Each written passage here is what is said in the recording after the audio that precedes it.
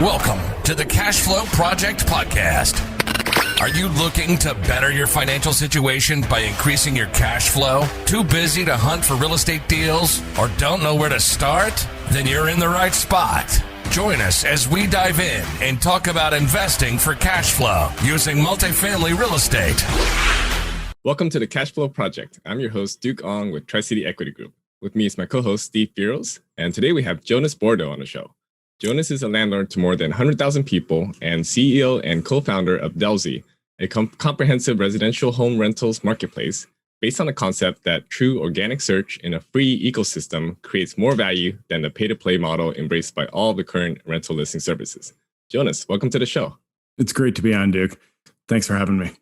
So please tell our audience more about Dwellsy and how it differs from the many rental listing platforms out there. Yeah, absolutely. So Dwellsy is a new and unique take on the rental listing service. A few things that are very different about us. First, we have the largest inventory in the country. Dwellsy is completely free for all property managers to list on, which, as you can imagine, makes it quite appealing. That's unique within the category. And we're also serving the renter in an exceptional way. All of the other platforms that are out there, the renter is in effect the product that is packaged up and delivered to the landlord.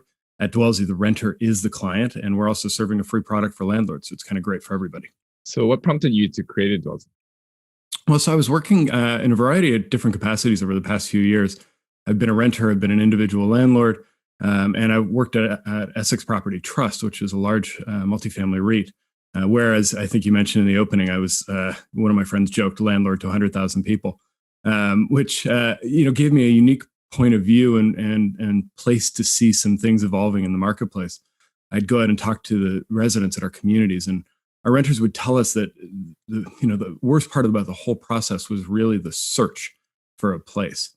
Over and over and over again, I'd hear that. And just watching on the other side, where I had to rent thousands of units a year, I'd find the tools available to us were worse and worse every day, and just nothing new coming into the category. So it was sort of bad on both sides. And it seemed like a unique opportunity to come in and help. So about a year and a half ago, we got started with Dwellsy, and we're off and running. So how do you monetize the platform, considering it's free for both landlords and tenants? I get that question a lot, as you might imagine. So think about the LinkedIn business model, if you will. We're going to have a variety of premium products on the platform in addition to the free baseline products. So basically everything you'd get from one of the old-fashioned listing services like Zillow or Apartments.com is free on Dwellsy and always will be. But we'll have a variety of tools that just don't exist on those platforms today that we'll offer to both landlords and to renters to help them have a better listing experience or better search experience. So think about powerful search tools to help renters find exactly the right place for them at exactly the right time. Or for landlords, things to help them make sure they're optimizing their listings and getting the best possible experience, best possible flow of high quality leads. So a variety of tools on both sides, plus as you might imagine, having everybody in one place will offer lots of opportunity for channel partnerships and other things like that. Can you tell us more about those tools, especially for landlords, because that's mainly our audience? Yeah, absolutely. So some of the things that were frustrating for me when I was trying to list my own units, I never knew what a good listing was. What are the things that resonate with renters? If you're only renting a unit every 2 or 3 years, which is typical for most American landlords, how on earth would you know that? So we'll have all kinds of tips and tricks and tools that will help people know when their listing is really high quality or when it needs to be upgraded in some way. We'll help them optimize their photography and give them an evaluation that tells them if their photography is good enough quality. The difference between low quality photography and high quality photography in a listing can be as much as 20-30% of rent in terms of what you yield as a result of nailing that. So helping people with those kind of upside potential opportunities, as well as the downside risks. So I don't know if you've noticed this in your searching around, but a surprising number of listings are in violation of fair housing. There's well-meaning people who are not doing the wrong thing. They think they're not doing the obvious fair housing stuff, but they're saying things like family-friendly location or great schools, for your kids, which are things that you can't say according to fair housing.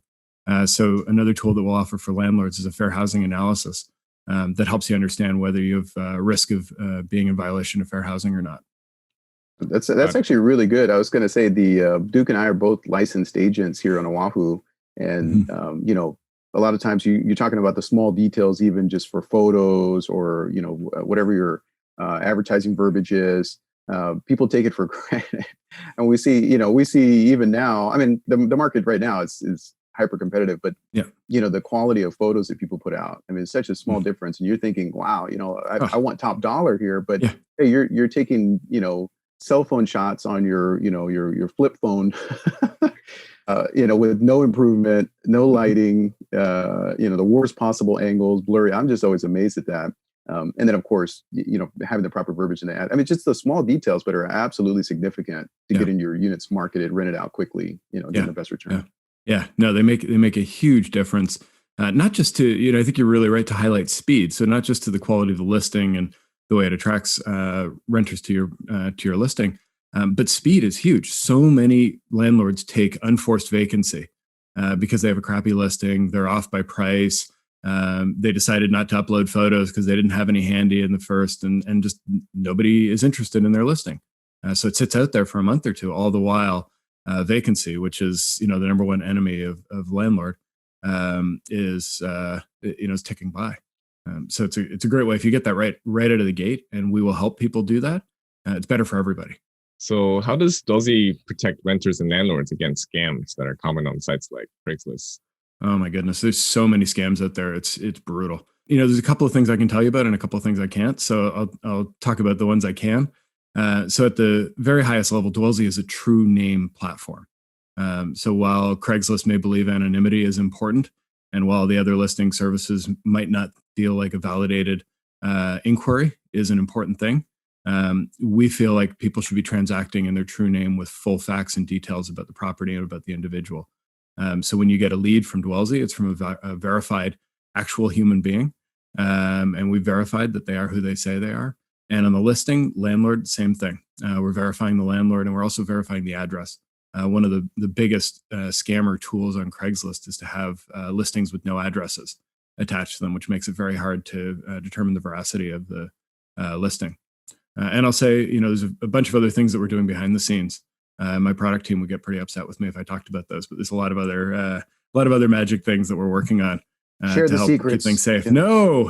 It's funny. I did a podcast a couple of months ago, and I mentioned just one of those things, and within hours, we saw people working to get around that on the system. The fraud in this world is epic, and we're working every day to keep Dwellsy free of fraud.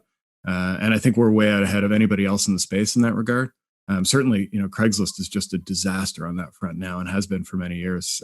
So much so that people don't really use it anymore for rentals, which is a big change in the market. But fraud's been a huge factor, and it's good for you to focus on that.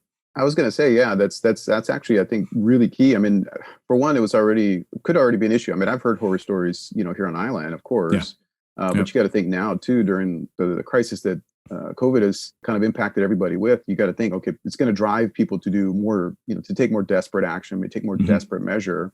Again, just trying to stay afloat, trying to survive. And so that's huge. I think you called it, you hit the nail on the head there. I think you guys are, since it was already a focus, it's going to be even more apparent like how necessary that is moving forward. Yeah, no, it's tough times for a lot of people right now.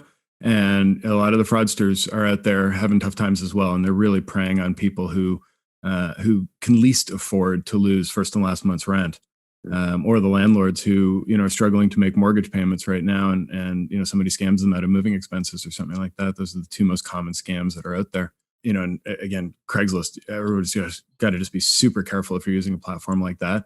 And on any other platform, make sure they've got verified listings. Make sure you're, really being careful, both as landlord and renter. Landlords, it used to be just renters getting scammed, but the past couple of years, the scams have extended to landlords. I know a lot of small scale landlords who've gotten taken by people who say, I'll pay cash for the whole year's rent, but I just need moving expenses. If you cover my moving expenses, and they say, okay, well, we'll reimburse you for your moving expenses. Here's $1,000 check. Where's my $12,000 check? And although in Hawaii, it's probably more like a $30,000 or $40,000 check for a full year rent. So, that's interesting. How has COVID affected the rental market on a macro level, since you kind of see a lot of different markets? Yeah, it has been, I've never seen a swirl of change like this in my entire career of working in the space. There are so many different micro and macro factors affecting the whole market. And if you forgive me, it's got this kind of top-down cascade that seems to be happening right now, where the most expensive markets in the country, generally speaking, San Francisco and New York, are seeing an exodus, and that exodus is cascading down across the market. So, San Francisco, we're seeing 3 to 4 month concessions, people giving away 3 or 4 months of free rent, plus free parking, plus a wine country getaway. I've seen trips to Hawaii, just to get somebody into these units that nobody wants. Effective rents are off 30% or more in New York and San Francisco. It's insane. But those people aren't disappearing. They're just going other places. So you look at Denver or Kansas City or, some of the secondary, tertiary markets across the country, and they're holding up just fine. I think the piece of the market that has really not been measured well is the small scale landlord, and the fact that so many middle income renters are unable to pay the rent right now.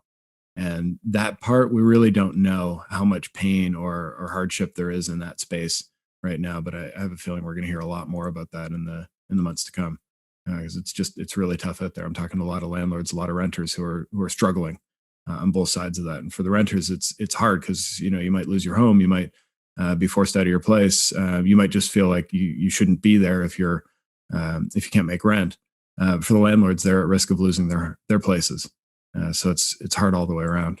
Yeah, for sure. And I think this is something I gathered, and I think listened to some of your kind of recent recordings, and with other hosts, kind of that piece right there. I feel like that's the human element that I think is probably lacking from a lot of these larger platforms. I could hear it, in your other interviews. It's like, hey, you know what? No, I'm genuinely trying to solve some problems here. There's some real needs out in the community, on both sides of the coin, right? Because I think you listen to the media, and I try not to. I don't have a TV. For you, Steve, you're a role model for us all. It's just like, everything is class war basically, right? And they're trying to pit. Okay, well, hey, the rich keep getting richer, and I mean, there's obviously deeper factors there, but the little man is getting screwed. But it's like, well, hey, no, there's actually landlords that are impacted quite drastically here as well. It is a cascade effect, like you can't think that none of this is interwoven together. If our tenants can't pay rent, like, hey, that impacts our bottom line too, so. No, I think everybody has this picture of the landlord as Mr. Moneybags, who's just sitting on a huge amount of cash, and if the rent doesn't come in, that's not a disaster. And not that there aren't some folks like that out there. There certainly are, but your typical American landlord. And I'm talking landlord to 30 million homes, fully 70% of the inventory in the US, that landlord owns 1 to 4 units. And for that individual, most commonly, it's middle income professional who inherited a property or got married and still owns the condo that they lived in before they got married, or something along those lines. And for them, most of the time, that income from that property is an integral part of how they're supporting themselves and their families. So not that they aren't affluent individuals, they usually are to some degree, but not having that income really hurts. And when that goes away, that's pain. So, one of the things I've been advocating from the beginning of this crisis is we really need to have a comprehensive approach that not just factors in the needs of renters, but also the needs of landlords. Because if you don't take care of one, you risk destroying the whole ecosystem. And that's not good for anybody. That's going to mean a lot more renters in pain, a lot more landlords in pain. And it's just overall bad for the American economy.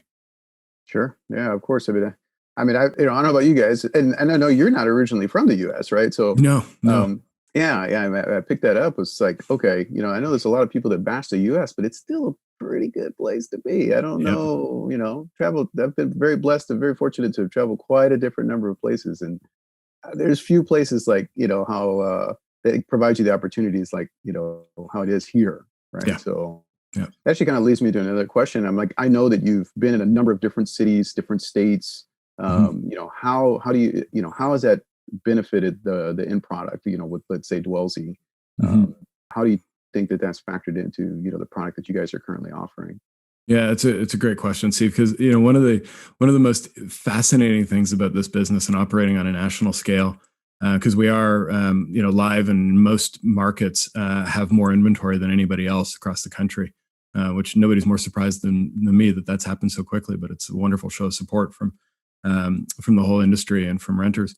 But the unique character of the rental market in every city in the country never ceases to surprise me. You go to different markets, and the most dramatic is New York City. New York City has the brokers, and it's a completely crazy market. It operates unlike anything else in the United States. When I'm talking to people about that market, I talk about it. It's like France. You have to think it's like it's so different from the rest of the United States. It's like an entirely different country in terms of the rental market.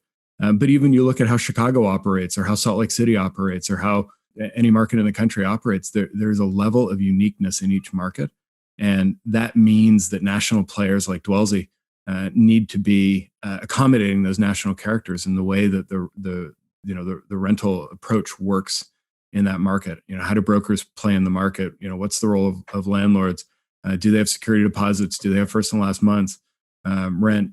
Each market has its own unique character, and we really have to embrace that and make sure we can support all of those differences. So, back to your original question, I think having had the chance to work in a lot of different cities and see a lot of different markets, I started from the perspective that every city is unique, and hopefully that served us well so far. That's awesome. And like I said, I think this was something that I realized that I saw coming to Hawaii. I'm originally from Texas, but this business is done in Texas is completely different than how it is out here. I mean, there's nuances that are galore out here, and even having that outside perspective to be able to kind of relay the messages to people that aren't familiar with that, I think is a huge plus. Yeah. And even within Texas, Austin is a very different market than Houston, which is a very different market than El Paso, very different market than Dallas. All of those markets function very differently from each other. So you really got to know that if you're going to serve those markets effectively. Oh, totally. Yeah. That we'll have to take notes on that, Duke. It's like, okay, trip to Hawaii for our tenants in El Paso. Maybe maybe we'll. Hey, there we go. Middle of summer. That's got to be pretty compelling. El Paso in the middle of the summer. Hawaii is probably looking pretty good at that point. So, geez, anywhere in Texas in the middle of the summer, you send me anywhere else, they'll take it. Yeah, I lived in Austin for a few years, and I just remember like April through October, you went from your air-conditioned house to your air-conditioned car to your air-conditioned office. You tried to stay out of the sun as much as possible. Oh, exactly.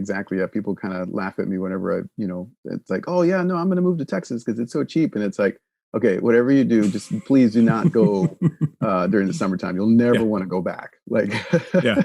Well, that's great. I mean, what's exciting to see, all of the, the changes and the benefits that you guys are, formulating and that you're putting into action. I love the kind of the ramp up too, because it sounds like what you're doing right now is, okay, hey, you know what? There's going to be, future monetization of the platform, and right now it's like kind of, so because I know it's still relatively early on, right? I think you guys have been operating inside of 2 years. So it's like, okay, well, let's get the platform off the ground, and and of course, like, hey, as the needs arise and the resources, I'm sure, come in, that there'll be different ways, to be able to sell marketing or whatever the case may be. But yeah, that's exciting. It's exciting to see a player like you guys coming into the space and providing different options, outside of the the standard like that, Craigslist or Zillow or something else, marketplace, right? I know it's been a big one for been quite effective. So have you guys worked on implementing any type of like a social dynamic into the site at all? Or like, I mean, I feel like sometimes it's too transactional, so maybe it's too short, kind of a lifespan for listings, ideally, right? Yeah. But maybe a rating system or something like that. Is that kind of what's incorporated in, or? It's very very thoughtful of you to understand the complexity there. And I hear your hesitation as you're asking that question, because in the traditional ratings approach that exists on the internet, Google or Yelp, you think about it in the context of a restaurant or a store that has 100, 200, 300, 500 chances a day to either impress or disappoint a customer. You really get a lot of data points, and only a small subset of those folks are actually going to rate the place. But you get a huge amount of opportunities to get the right rating. And so oftentimes, you generally find that the right rating does win out in those situations. Whereas your typical landlord, again, back to the folks we were talking about, have 1 to 4 units. Maybe they're renting an apartment once every 2 years. And in those situations, those folks find themselves with one opportunity to, be successful or fail on that front. And, one thing I know about a rental experience is that rental experience for 12 months, 365 days, there's going to be a bad day in there somewhere. There's going to be a day where you have a maintenance issue and the landlord's out of town that day and can't get to it right away. And, your well-meaning resident might go to social media as a way to prompt somebody to, do what they need them to do. And that's, neither good nor bad, but it is frustrating when you end up with a very small number of opportunities to nail that from reputation management, and you lose those opportunities. So many apartment communities just struggle with reputation management. And in contrast to restaurants or other categories, I often find that the reputation scores really map to how hard that platform is working, how hard that landlord is working on reputation management, as opposed to how good that landlord or that community actually is as a place to live. So that's a really probably long answer to the question you asked, but I've been thinking deeply about that because there is real demand for reputation management out there. And we have not threaded the approach to that, but we know we need to at some point. I know there are a bunch of sites out there that, to be honest, are pretty useless to renters. I don't think they paint a true picture that actually gives real color. And they're also a bit of a nightmare to landlords. The landlords oftentimes feel like they're being held hostage by those platforms. I won't name any names, but there are definitely a couple of platforms that are actually holding them hostage to that. And it's frustrating all around. So we need a better approach, and one that really provides a true picture of what it's like to live in that community or that apartment, what that landlord is truly like. But that's going to require nuance and a lot of thinking to do that right. And I don't want to do it wrong. Yeah, it's true. And for us, when we acquire properties, that's definitely one of the things we look into in our due diligence, that the online reviews and that kind of thing. And it presents an opportunity for us, to improve on what the current management is doing. Yep. So wrapping this up, we have these 4 questions that we always ask at the end. What is the best business book that you recommend? So thinking about this before the show, Founder's Dilemma jumped out at me. It's a book by Noam Wasserman. It really goes in deep on all of the key questions that you have to ask when you're starting a business. And I'd say this applies, every bit as much to somebody buying their first 3 flat or thinking about a syndication investment or starting their own technology startup. The same things apply. You're starting a business and you need to be thoughtful about all the key questions. And Noam does an amazing job of really outlining those and kind of forcing you into a place where you can't hide from those questions. You need to at least understand them up front and consider them. So what is your superpower? Superpower, I think, is my unwillingness to accept what others say at face value. I have some really strong critical genes in my body, and sometimes that makes me a little bit of a pain to work with. But I just always assume that things can be better, and just there's always an opportunity. So I'm always looking for it.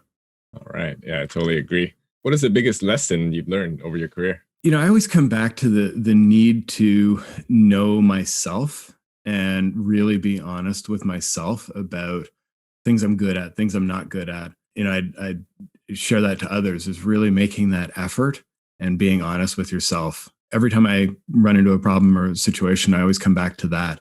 And it always seems to serve me well. If I really know myself and know what I'm working with, things are going to work out better than if I try to ignore or pretend I'm something that I'm not. So for the busy working professional who's working towards financial freedom, what advice do you have? Just do something. I think we can all get paralyzed by analysis paralysis, and you can look at 10,000 things.